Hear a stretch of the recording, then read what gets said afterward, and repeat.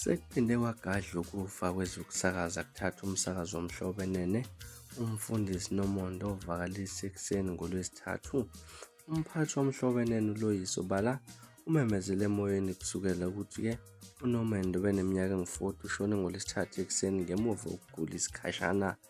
Umfundisi Nomonde ubengeyena umsakazi ozinikele kuphela, kodwa-ke ube yiphimbo elibuyisa ithemba kwabaningi. Ubengumholi kwabamoya. Igalelo lakhe emoyeni kwangaphinde lizoshiya isikhala esingavaleki emsakazweni nasezinhliziyweni zabalaleli balo msakazo. Okuchaza uLoyiso uthe imininingwane ngezinhlelo zomngcwabo izoqiniswa ngokuhamba kwesikhathi. Ucela imindeni umthandazo. Umndeni ufake isitatimende ekhasini lakhe lapho uqinisekisile ukuthi khona ukudlula kwalo mholi webandla iTaiwili Ministries eGqeberha.